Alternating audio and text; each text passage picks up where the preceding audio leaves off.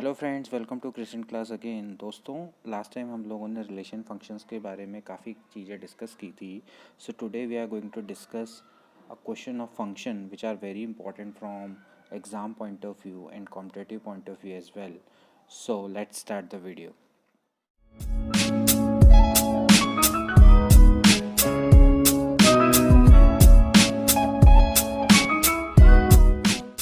दोस्तों, हमारे सामने यहाँ पर एक क्वेश्चन है कि let A and B two finite set having M and L elements respectively, then the total number of mapping from A to B.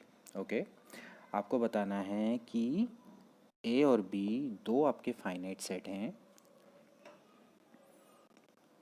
एक में एम एलिमेंट हैं, एक में एन एलिमेंट हैं। तो total number of mapping from A to B, इसका मतलब है कि the total number of function from A to B. Okay, तो जैसे कि हमें पता है कि ए आपका एक सेट है, अगर आपके इसमें एम एलिमेंट हैं और बी सेट में एन एलिमेंट है।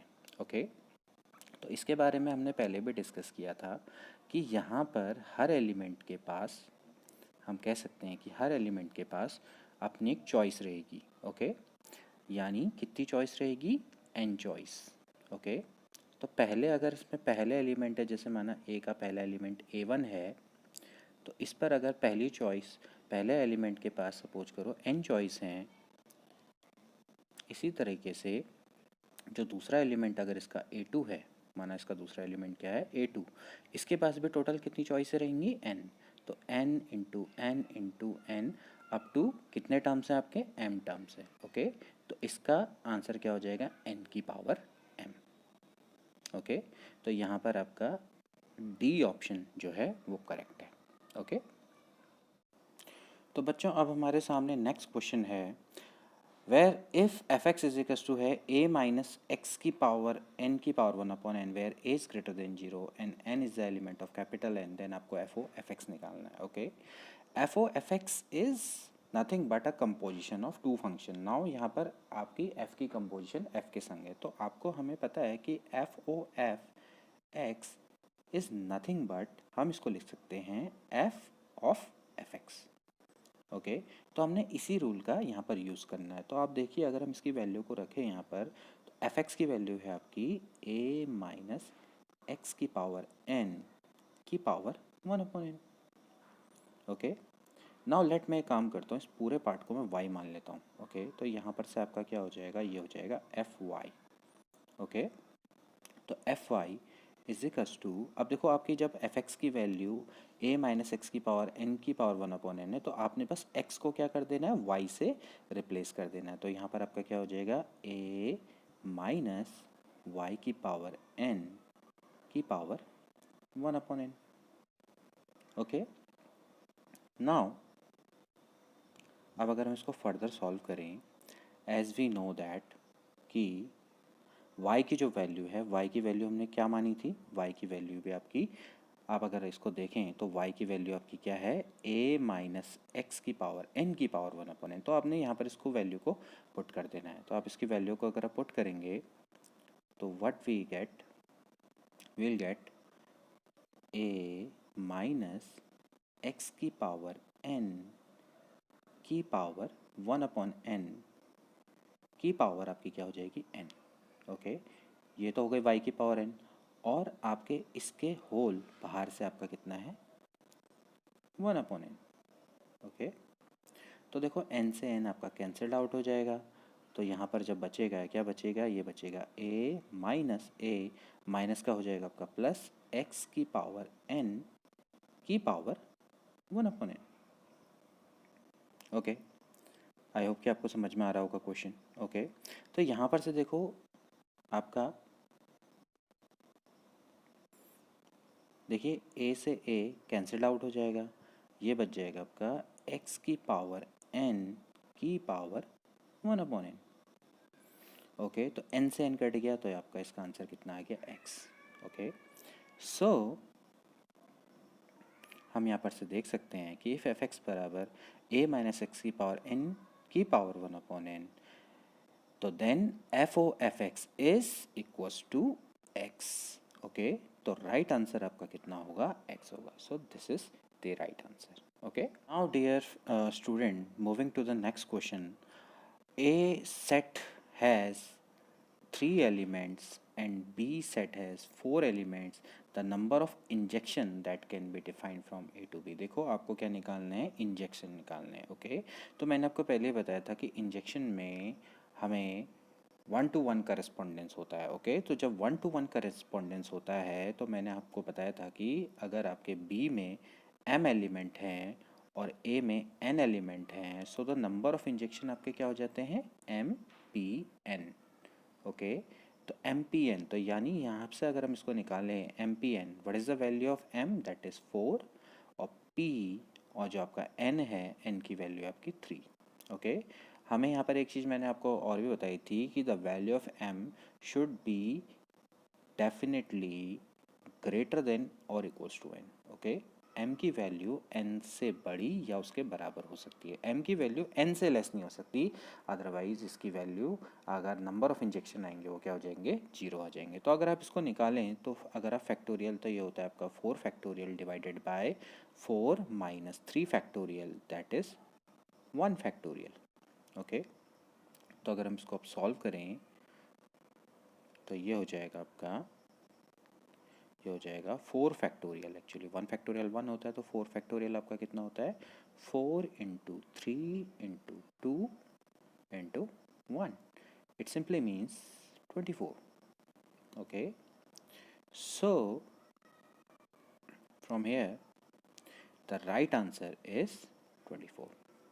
ओके, तो एक सेट ए में अगर 3 एलिमेंट और बी सेट में 4 एलिमेंट है, तो number of injection from A to B will be 24. दोस्तों हमारे सामने एक और एग्जांपल है जो कि है कि if g of F x is equals to है mod sine X and f of ji X आपका है साइन रूट एक्स का होल स्क्वायर, देन आपको पता लगाना है कि इनमें से ए बी सी डी में से कौन सा ऑप्शन राइट है. ओके, तो इस टाइप के क्वेश्चनों को करने के लिए हम हिट एंड ट्रायल मेथड का जनरली उपयोग करते हैं.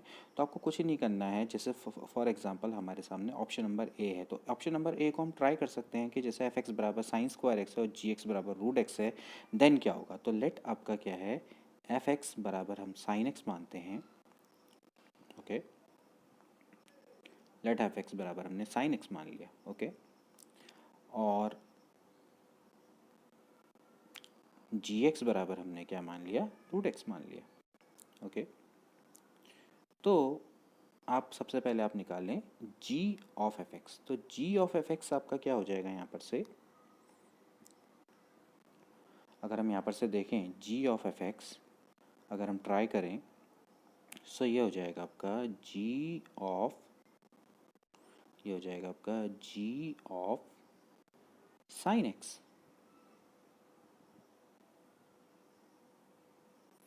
g of sine X. Now g of sine X, as we know that भाई g की जो वैल्यू है वो आपकी है,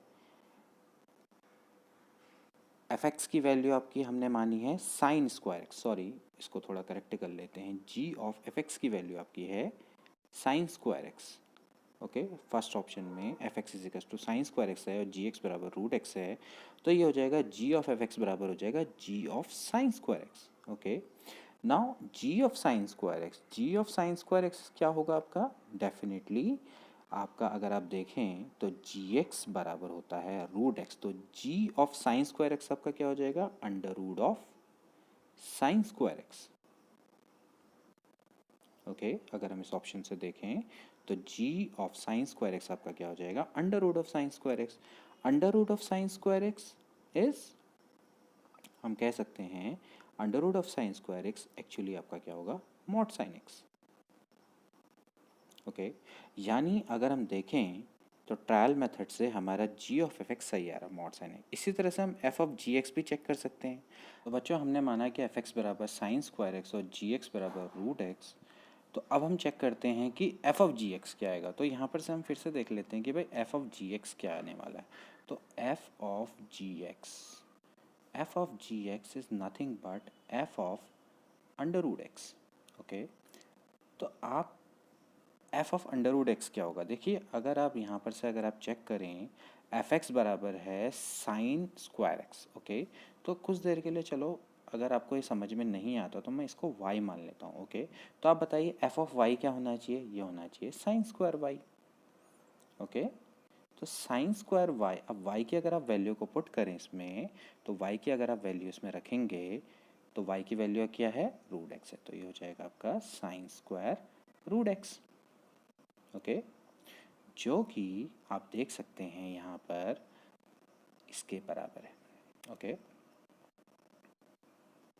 तो sine square root x, sine square root x actually होता क्या है? ये होता है साइन रूट एक्स का होल स्क्वायर। इसका मतलब ये है कि from hit and trial method हमारा जो पहला ऑप्शन है वो आपका राइट है। ओके, तो बच्चों हमारे सामने यहाँ पर एक और क्वेश्चन है। f is a function from r to r is defined by f x is equals to 10x-7, then g बराबर आपका f इनवर्स है, तो आपको gx निकालना है। ओके, तो आपको gx निकालना है, तो एक्चुअली आपको क्या निकालना है? f इनवर्स x निकालना है। ओके, gx जो g की वैल्यू है f इनवर्स के बराबर है, तो आपको f इनवर्स x निकालना है। तो आपको यहाँ पर क्या करना पड़ेगा? लेट आपका सपोज करो मैं fx को मैं कुछ देर के लिए y मान लेता हूँ। ओके, तो y बराबर आपका क्या हो गया? fx। तो y बराबर fx है, तो fx बराबर आपका कितना हो जाएगा? 10x-7।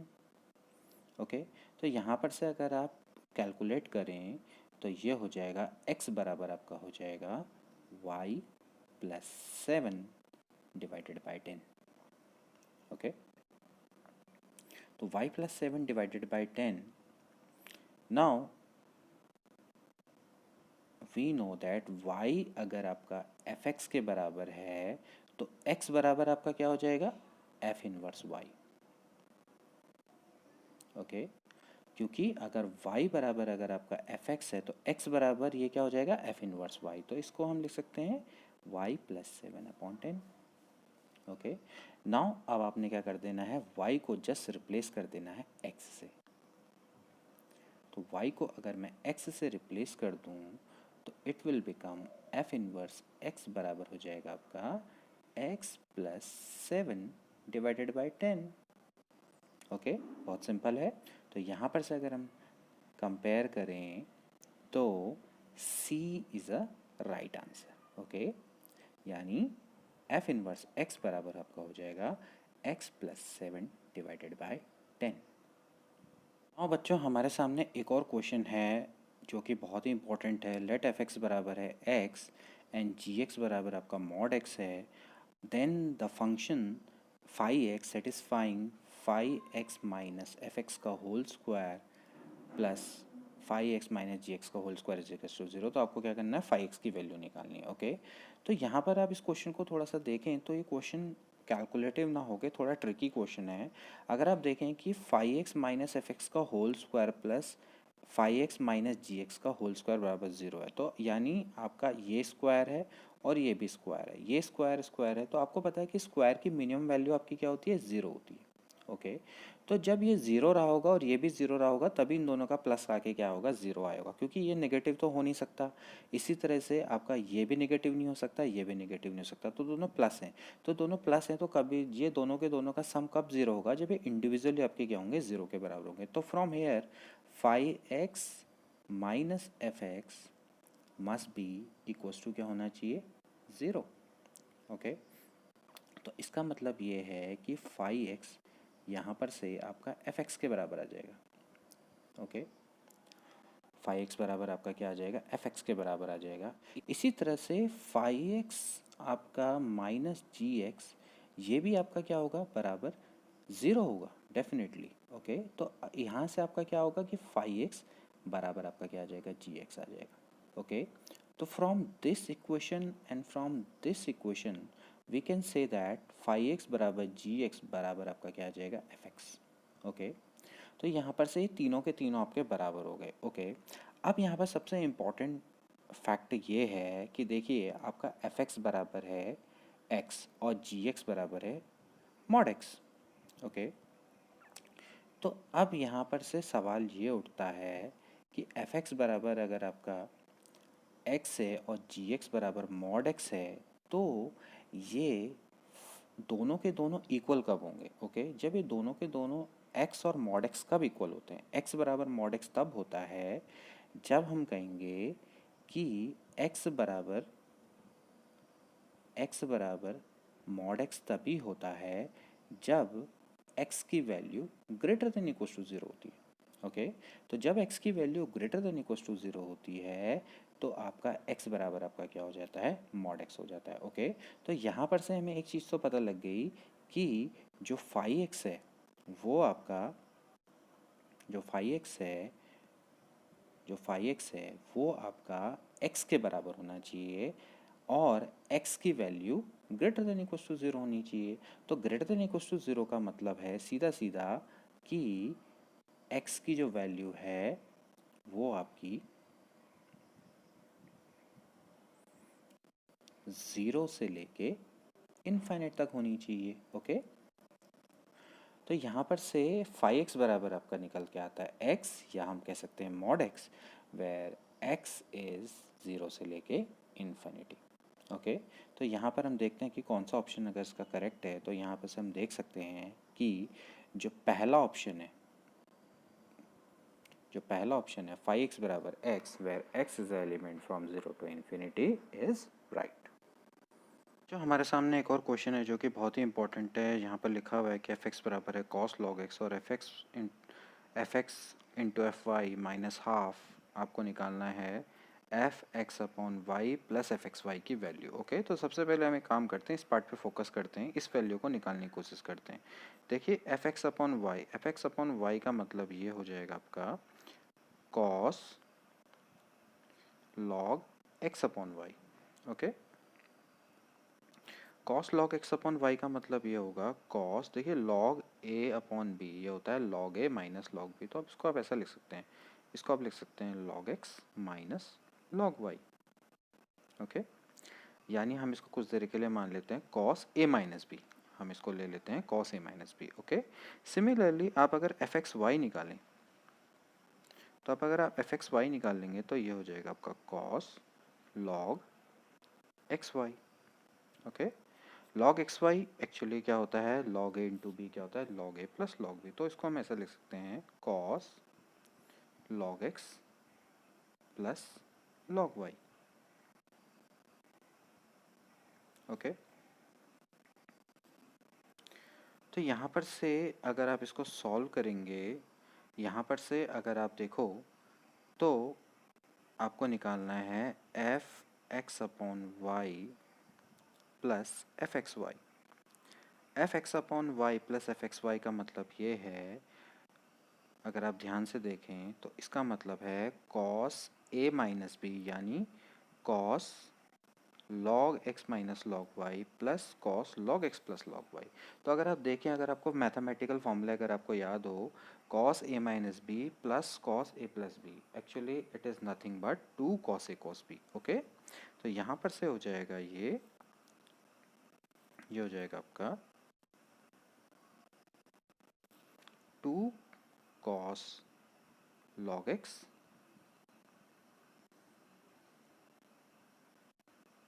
Into cos log y. Okay, तो अब आपको क्या करना है, इसका आपको निकालना है हाफ। तो अब आपको इसका निकालना है हाफ, तो हो जाएगा half f x upon y plus f x y. तो अगर आप इसका हाफ करेंगे तो it is nothing but cos log x into cos log y. Okay, ये हो जाएगा आपका cos half f x upon y plus f x y will become cos log x into cos log y. अब आप देखिए, अगर आप ऊपर क्वेश्चन में आए तो आपको half f x half x upon y plus f x y की जो वैल्यू है वो आपकी निकल के आई है cos log x into cos log y. Cos log x into cos log y it is nothing but, अगर आप इसकी वैल्यू को चेक करें तो इसकी वैल्यू कॉस लॉग एक्स क्या है आपका एफ एक्स, तो cos log x into cos log y. Okay, अगर आप यहाँ पर देखें तो cos log x cos log x cos log y is nothing but actually fx into fy. Okay, तो यहाँ पर से इस वाले पार्ट की जो वैल्यू है वो आई है आपकी fx इंटू fy. ओके, और आपको इसको fx इंटू fy से क्या करना है, माइनस करना है. तो इसका जो आंसर आएगा वो क्या आना चाहिए, 0. तो हैंस तो 0 जो इसका पहला ऑप्शन है वो आपका राइट आंसर है. ओके, तो दोस्तों आज के लिए इतना ही. अब मैं कोशिश करूँगा कि आगे और ज़्यादा से ज़्यादा क्वेश्चन जो फंक्शन से रिलेटेड हैं वो मैं करवाने की कोशिश करूँगा. तो आज के लिए इतना ही. Till then take care and good bye.